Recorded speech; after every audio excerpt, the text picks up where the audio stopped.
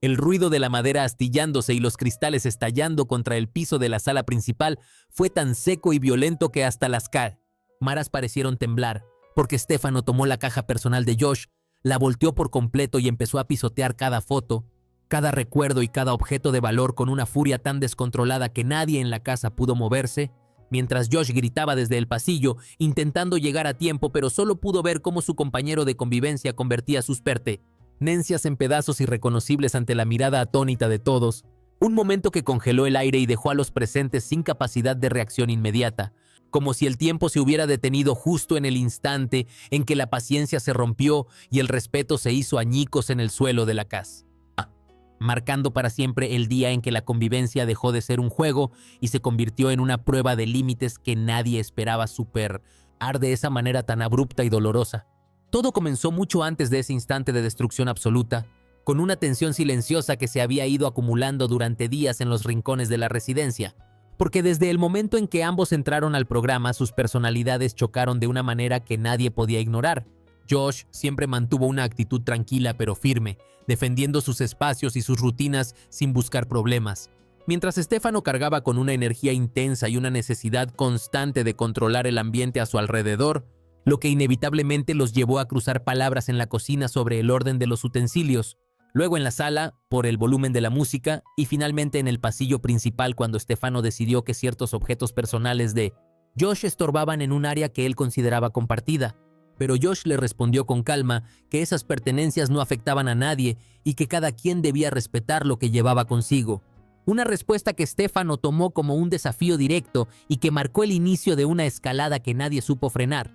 porque en lugar de buscar una mediación o hablar las cosas con la madurez que exige un programa de esta magnitud, ambos empezaron a ignorarse mutuamente mientras el resto de los residentes intentaban mantener la paz. Kaeli y Celine trataron de mediar con frases suaves. Kenny y Fabio preferían mantenerse al margen para no alimentar el conflicto. Horacio y Luis observaban desde la distancia sabiendo que cualquier intervención directa podría empeorar las cosas. Pero la realidad es que la casa ya no era un lugar de convivencia, sino un campo minado, donde cada paso de Stefano hacia el cuarto de Josh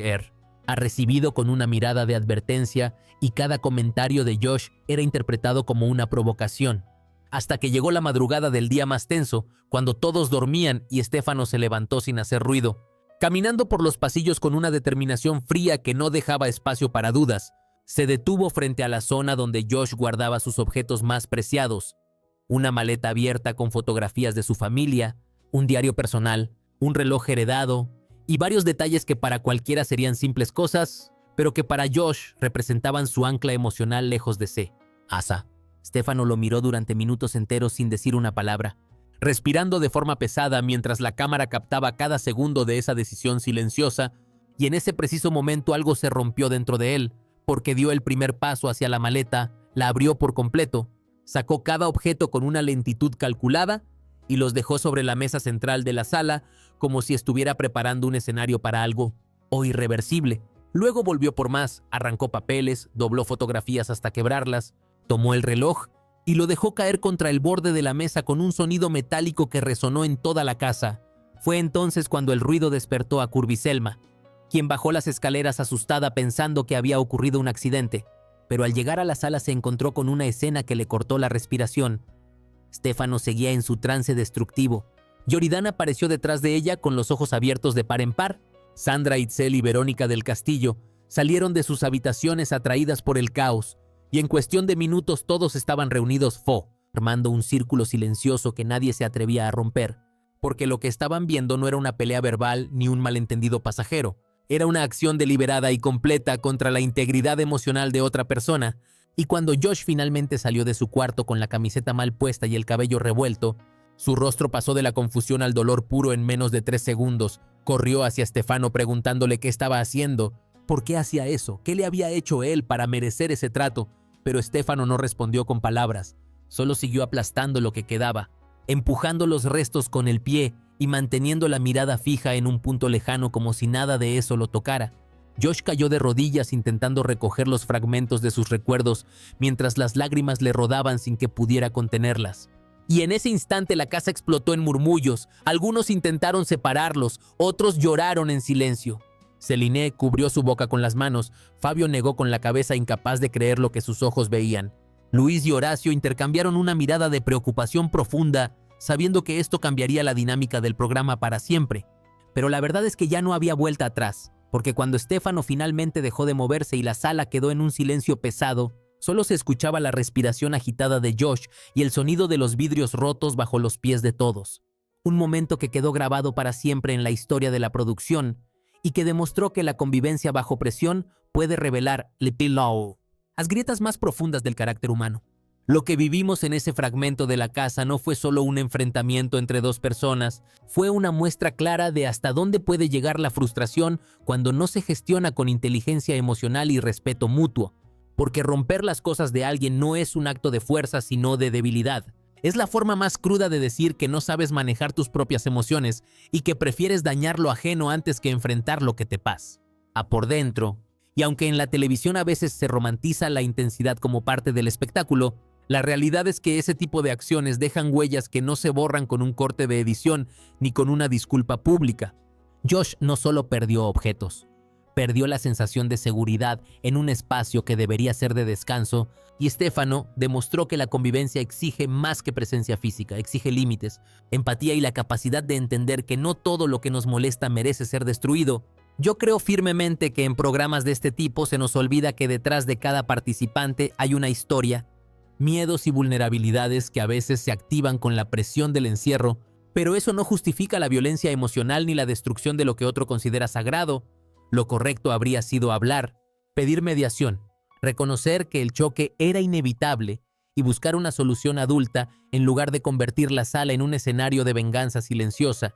Porque al final del día la audiencia no solo ve reality, ve personas reales navegando situaciones reales, y cuando se cruza la línea del respeto, lo que se rompe ya no se puede pegar con cinta. Queda la lección de que la fama temporal nunca debería costar la dignidad permanente, y que ningún juego de cámaras vale más que la integridad de quien entra a ese espacio con la esperanza de crecer, no de ser destrozado, porque al final la verdadera prueba no es cuánto aguanta una persona bajo los reflectores, sino cómo trata a quien tiene al lado cuando nadie parece estar mirando. Y en ese sentido la casa nos mostró una verdad incómoda pero necesaria, que la paciencia tiene un límite y que cruzarlo sin reflexión solo genera un vacío que ninguna edición puede rellenar. Por eso mi opinión es clara y directa. Situaciones como estas deben servir como un espejo para todos los que participan en formatos de convivencia, porque la reputación se construye con respeto y se destruye con un solo acto de ira mal gestionada. Y aunque el programa continuará su curso, la imagen de esos objetos rotos en el suelo recordará siempre que el entretenimiento no debería pasar por encima de la empatía humana, y que antes de buscar la polémica para las redes, lo primero debe ser cuidar la convivencia y entender que cada persona lleva consigo un mundo que merece ser respetado, incluso cuando el cansancio y la presión intentan nublar el juicio, porque al final lo que queda no es el rating, sino la forma en que tratamos a los demás cuando las cámaras siguen grabando y el silencio vuelve a caer sobre la sala principal. Es fundamental entender que este tipo de situaciones no ocurren de la nada, sino que son el resultado de días enteros acumulando pequeñas fricciones que nadie se atrevió a nombrar en voz alta. Porque en un entorno donde la privacidad es mínima y la convivencia es forzada, las emociones se amplifican con una velocidad que sorprende incluso a los más experimentados. Y por eso resulta crucial que tanto los participantes como la producción reconozcan que la salud mental debe ser una prioridad absoluta,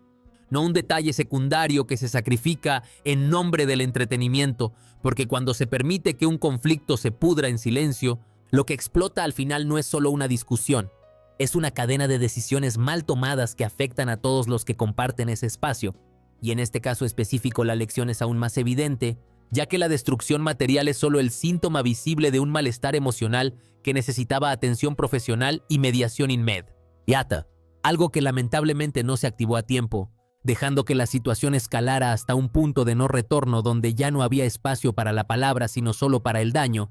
Y es ahí donde entra mi reflexión más profunda, porque como espectador y como alguien que analiza estos formatos desde hace tiempo, puedo decir con total seguridad que la línea entre la realidad televisiva y la vida cotidiana se vuelve borrosa cuando se normalizan actitud, desde que en cualquier otro contexto serían inaceptables.